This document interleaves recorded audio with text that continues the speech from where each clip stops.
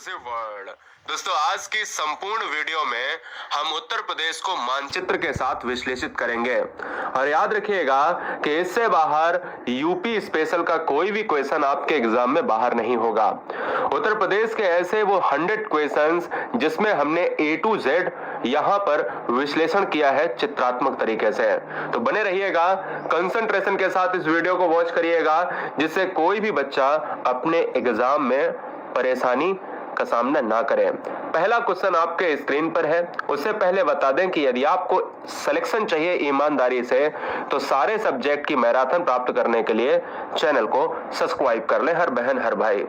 उत्तर प्रदेश की साक्षरता दर कितनी है? तो दोस्तों याद रखिए, सबसे ज्यादा क्वेश्चन ट्रेंड होता है 67.68 और अगर ऑप्शन में नहीं है तो 67.72, यानी कुल मिलाकर अगर देखा जाए तो लगभग 67 से 67.5% जो है यूपी की साक्षरता है। और अगर पूछा जाए कि उत्तर प्रदेश में पुरुष कितने हैं, याद रखिएगा पुरुष साक्षर कितने हैं, तो पुरुष साक्षर भैया हैं आपके 77.30, ठीक है ना। और अगर पूछा जाए कि महिला साक्षर कितनी है जो है यूपी में, तो वो है 57.20, ठीक है, ये याद रखिएगा। और अगर पूछा जाए कि यूपी का सबसे साक्षर जिला कौन सा है, तो वो है गौतम बुद्ध नगर, उसके बाद कानपुर आता है और सबसे कम साक्षर में श्रावस्ती आता है, उसके बाद बहराइच आता है। चलिए, एक क्वेश्चन से हमने बहुत सारी डिटेल जान ली। प्रदेश में क्षेत्रफल की दृष्टि से सर्वाधिक वन क्षेत्र वाला जिला कौन सा है? तो आपको बता दें कि यूपी में सबसे ज्यादा क्षेत्रफल वाला जिला जो है वो है लखीमपुर खीरी। लेकिन क्वेश्चन ये नहीं पूछा गया है, क्वेश्चन में ये पूछा गया है कि सर्वाधिक वन क्षेत्र वाला कौन सा जिला है, तो वो सोनभद्र हो जाएगा। एरिया में हम देखते हैं तो वो लखीमपुर खीरी आता ही आता है, लेकिन जब हम वन की क्षेत्र की बात करते हैं जहां पर फॉरेस्ट ज्यादा है, वहां पर दोस्तों सोनभद्र हमें लॉक करना पड़ेगा। नेक्स्ट, सिराज ए हिंद के नाम से कौन सा ऐसा जो है जिला है वो प्रसिद्ध है? तो आपको मैं बता देता हूं कि जो सिराज ए हिंद है तो दोस्तों वो जौनपुर को कहा जाता है। कोई बच्चा हमें ये बताएगा कि जौनपुर की स्थापना, मैंने अपने कई बार वीडियो के लेक्चर में हमने आपको बताया है कि जौनपुर की स्थापना जो है किसने करी है, तो कमेंट कीजिएगा। यहां पर ऑप्शन नंबर सी जाएगा, सिराज ए हिंद के नाम से जौनपुर को जाना जाता है। लखनऊ उत्तर प्रदेश की राजधानी है। कानपुर को कहा जाता है क्या? चमड़ा उद्योग के लिए अग्रणी। बनारस को कहा जाता है क्या? घाटों का शहर। और लखनऊ गोमती नदी के किनारे बसा हुआ एक शहर है जिसको जिला या यूपी की राजधानी कहा जाता है। प्रदेश का सर्वाधिक विस्तृत पक्षी विहार कौन सा है? तो दोस्तों जब भी हम विस्तृत पक्षी विहार की तरफ जाते हैं तो ये आपका है लाख बहोसी पक्षी विहार। लाख बहोसी पक्षी विहार कहां पर है, तो ये कमेंट करके बताइएगा। तो फिलहाल फर्रुखाबाद और कन्नौज एक साथ में हुआ करते थे, तो फिलहाल ये कन्नौज में है और इस क्वेश्चन का जो राइट आंसर है वो ऑप्शन नंबर सी लॉक हो जाएगा। राज्य में एक बब्बर शेर सफारी स्थापित किया जा रहा है, यानी ये क्वेश्चन का आंसर क्या होगा, कमेंट कीजिएगा।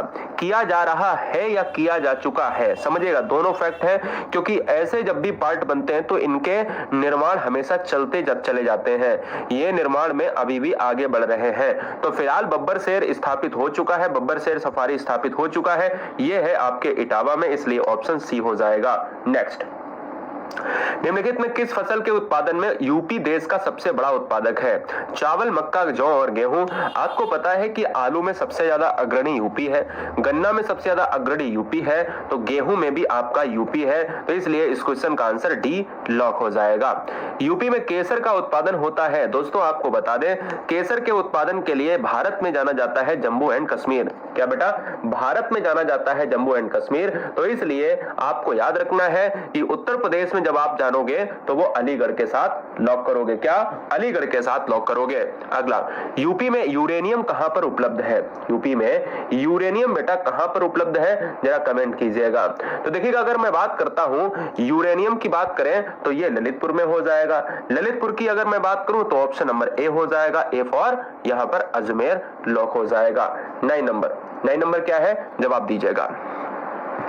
9 नंबर बहुत ही आसान है कि यूपी में सर्वाधिक थारू जनजाति किस जिले में पाई जाती है? तो आसान सा क्वेश्चन किसके अंतर्गत चला जाएगा, सी फॉर यहां पर चेन्नई के साथ। आपको बता दें कि जिस समय गोरखपुर की बात होती है तो ये तराई इलाके हैं।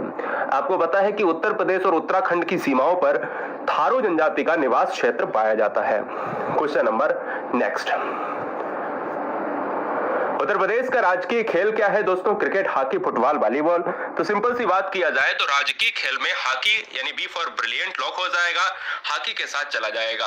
अच्छा ये बताइएगा कि किस देश का राष्ट्रीय खेल वॉलीबॉल है? कमेंट कीजिएगा। उत्तर प्रदेश का राजकीय वृक्ष क्या है? बहुत आसान सा प्रश्न। राजकीय वृक्ष के अंतर्गत अगर हम जाएंगे तो ये अशोक के साथ चला जाएगा, इसलिए राइट आंसर सी हमारा लॉक हो जाएगा। Next, super fast. निम्नलिखित में कौन सा नगर गोमती नदी के किनारे स्थित है? आपको अभी अभी बताया कि जिस तरीके से हम इलाहाबाद की बात कर रहे हैं तो प्रयागराज कहा जाता है। गंगा, यमुना और सरस्वती अदृश्य रूप में पाई जाती हैं, जिसको संगम तट कहा जाता है। इसी तरीके से गोमती नदी की बात की जाए तो ये लखनऊ, इसलिए ऑप्शन ए लॉक हो जाएगा। उत्तर प्रदेश के भौगोलिक क्षेत्र में कौन सा सम्मिलित नहीं है? ऑप्शन नंबर ए तराई क्षेत्र, option number B Himalaya, option number C Ganga Yamuna का मैदान and option number D Bundelkhand का पठार। देखिए दोस्तों, अगर मैं बात कर रहा हूं 13 नंबर की तो ये हिमालय पार्ट हो जाएगा, क्योंकि हिमालय एक ऐसा पार्ट है जो यूपी के उत्तर में है और यूपी के उत्तर में ये टच नहीं करता है। तराई क्षेत्र मिलेगा, गंगा यमुना का मैदान मिलेगा, बुंदेलखंड का पठार का थोड़ा सा हिस्सा आपको देखने को मिलेगा। यूपी में भावर की तंग पट्टी किस क्षेत्र में मिलती है? आपको बहुत ही जबरदस्त तरीके से मैं आपको बता रहा हूं। भावर क्षेत्र किसे कहा जाता है? भावर क्षेत्र तराई इलाके का वो निचला हिस्सा होता है जिसमें कंकड़, पत्थर इत्यादि से होकर पानी बहता है। छोटे छोटे वंडल्स पड़े होते हैं, छोटे छोटे कंकड़ से जब पानी गुजरता है तो वो भावर की पट्टी कहलाती है। ठीक है ना? इस तरीके से अगर हम देखें तो यहाँ पर इस तरीके से ऐसे छोटे छोटे बॉल पड़े होंगे और यहाँ से जब पानी गुजरता है तो ये भावर की पट्टी कहलाती है। ये कहलाता है तराई क्षेत्र के साथ या ककरीले क्षेत्र के साथ। ए और सी में बच्चे कंफ्यूज होते हैं। तो फिलहाल हमने अभी कहा है ककरीले क्षेत्र का मतलब होता है कि जहां पर पत्थर पड़े होंगे और पथरीला इलाका ककरीला इलाका होगा ही होगा। नेक्स्ट, यूपी का लिंगानुपात कितना है बेटा? यूपी का अगर लिंगानुपात देखा जाए तो वर्तमान समय में यूपी का लिंगानुपात में थोड़े से परिवर्तन हो रहे हैं, लेकिन अगर क्वेश्चन के हिसाब से देखा जाए तो 912 हो जाएगा, यही आपको लॉक करना है। नेक्स्ट, 1858 की महारानी विक्टोरिया का घोषणा पत्र कहां पढ़ा गया था? तो जब भी हम बात कर रहे हैं कि महारानी विक्टोरिया का जो घोषणा पत्र है ये कहां पर पढ़ा गया था, तो ये प्रयाग में पढ़ा गया था, यानी इलाहाबाद इस क्वेश्चन का राइट आंसर हो जाएगा। उत्तर प्रदेश में सर्वाधिक वर्षा वाला क्षेत्र कौन सा है? दोस्तों, सर्वाधिक वर्षा वाला जिला कौन सा है आपको बताना है। सर्वाधिक वर्षा वाला जिला आपको बता देना है कि कौन सा है। तो मैंने आपसे कहा कि भाई गोरखपुर हो जाने वाला है क्या, मैं आगे इसी वीडियो में बताऊंगा। लेकिन अगर देखा जाए इस क्वेश्चन में कि उत्तर प्रदेश में सर्वाधिक वर्षा वाला अगर क्षेत्र देखा जाए तो तराई क्षेत्र है। तराई क्षेत्र में ही आप सभी जानते हो कि वर्षा सबसे ज्यादा देखने को मिलेगी। प्रदेश में पूर्व से पश्चिम की ओर बढ़ने पर, यानी पूर्व से पश्चिम का मतलब है कि ये वाला हिस्सा पूर्व होता है, ये वाला हिस्सा पश्चिम होता है। ये वाला जो हिस्सा आपको दिख रहा है ये पश्चिम है। तो पूर्व से जब हम पश्चिम की तरफ बढ़ेंगे तो वर्षा कम होती है हमेशा। आप मथुरा की तरफ जैसे ही बढ़ेंगे, आगरा की तरफ जैसे ही बढ़ेंगे, क्योंकि आप जानते हो कि इधर राजस्थान पड़ रहा है, ठीक है, तो इस तरीके से जो है हम कम होता हुआ देखेंगे। यूपी का सर्वाधिक नम भूमि यानी वेटलैंड, आपको पता है ना, वेटलैंड डे हम मनाते हैं फरवरी में, जो ईरान में रामसर आर्द्रभूमि सम्मेलन हुआ था। ईरान की राजधानी तेहरान है। उत्तर प्रदेश का सर्वाधिक नम भूमि एंड वेटलैंड जो है वाला जिला कौन सा है? तो दोस्तों ये आपको लॉक करना है। 19 नंबर का जो आंसर है दोस्तों वो बी ऑप्शन, बी फॉर यहाँ पर ब्रिलियंट सोनभद्र के साथ चला जाएगा। उत्तर प्रदेश में कृत्रिम रबड़ कारखाना कहां पर अवस्थित है बताइए। लॉजिक लगाइए कि भाई रबड़ के लिए हम थाईलैंड को जानते हैं, अगर वर्ल्ड में देखें। भारत में अगर देखें तो भाई केरल में हम रबड़ को देखते हैं। अगर हम यूपी में देखें तो हम कहां पर रबड़ देखेंगे? तो हम देखेंगे गाजियाबाद में देखेंगे, इसलिए इस क्वेश्चन का answer B for brilliant. Next, Uttar Pradesh में अवनालिका अपर्दन में सबसे अधिक प्रभावित जिला कौन सा है? अवनालिका अपर्दन में सर्वाधिक जिला, जब अपर्दन की बात होती है तो मिट्टी का कटाव अपर्दन कहलाता है। ये आपका इटावा हो जाएगा। इटावा यानी ऑप्शन नंबर बी लॉक करेंगे। नेक्स्ट, वायु में अपर्दन। अब ये क्वेश्चन बहुत जबरदस्त है कि अगर वायु में अपर्दन सर्वाधिक प्रभावित होता है तो इस ऑप्शन के हिसाब से आप क्या लगाएंगे? तो आप दक्षिणी क्षेत्र, उत्तरी क्षेत्र, पूर्वी क्षेत्र, पश्चिमी क्षेत्र। जब वायु के द्वारा अपर्दन होता है तो दोस्तों आप उस क्षेत्र को यूपी में पश्चिमी क्षेत्र के नाम से जानते हैं, डी फॉर दिल्ली। नेक्स्ट, बांगर और खादर निम्नलिखित में किस प्रकार की मिट्टी है? आपको यहाँ पर समझाने की आवश्यकता है। एक आपको पता है कि जलोढ़ मिट्टी होती है। जलोढ़ मिट्टी जो होती है वो दो भागों में बंटती है, एक खादर और एक होती है बांगर, ठीक है ना। एक खादर होती है, एक बांगर होती है।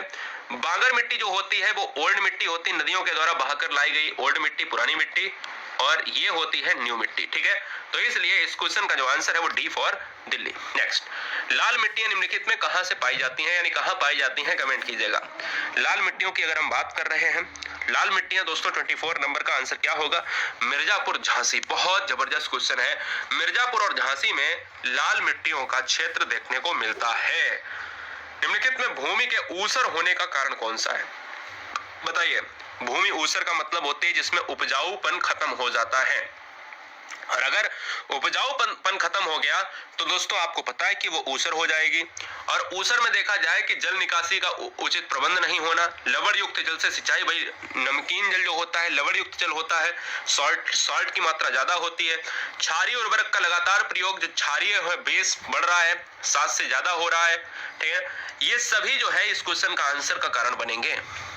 यूपी के किस भाग में मरुस्थलीय मृदा पाई जाती है, कौन सा ऐसा भाग है जो मरुस्थलीय मृदा। अब देखिए यूपी का ये वाला है पूर्व क्षेत्र और ये है पश्चिमी क्षेत्र।